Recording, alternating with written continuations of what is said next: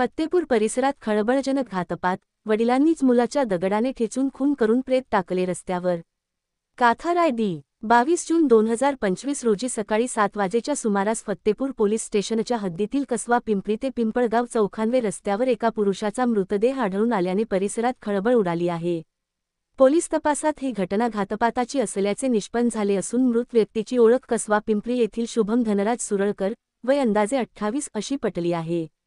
घटनेनंतर फत्तेपूर पोलीस ठाण्यात अज्ञात व्यक्तींविरोधात दाम. वि. कलम 302-201 34 अंतर्गत गुन्हा दाखल करण्यात आला होता।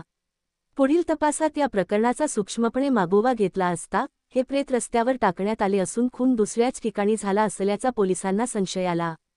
त्यामुळे कसवा पिंपरी परिसरात तपास अधिक गतीने सुरू झाला। तपासादरम्यान मिळालेल्या माहितीवरून मृत शुभम सुरळकर याचा वडिलांशी नेहमीच वाद होत असल्याचे समोर आले।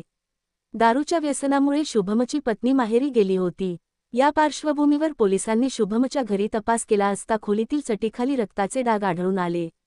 संशयावरून शुभमचे वडील धनराज सुरळकर यांना ताब्यात घेऊन सखोल चौकशी केली असता त्यांनी अपराध कबूल केला। चौकशीत त्यांनी सांगितले की शुभमने नेहमीप्रमाणे दारूच्या नशेत घरात गोंधळ घातल्याने रागाच्या भरात रात्री झोपेत असताना दगडाने डोक्यात मारून त्याचा खून केला। त्यानंतर त्याचा मृतदेह हटवण्यासाठी दुसरा मुलगा गौरव आणि भाऊ हिरालाल यांना उठवून बोलावले व तिघांनी मिळून प्रेत गाडीत टाकून पिंपळगाव चौखानवे रस्त्यावर फेकून दिले। या खूनप्रकरणी खालील आरोपींना अटक करण्यात आली आहे। आरोपी क्र. 1 धनराज सुपडू सुरळकर, वय 52। आरोपी क्र. 2 गौरव धनराज सुरळकर। आरोपी क्र. 3 हिरालाल सुपडू सुरळकर। सर्व रा. कसवा पिंपरी ता।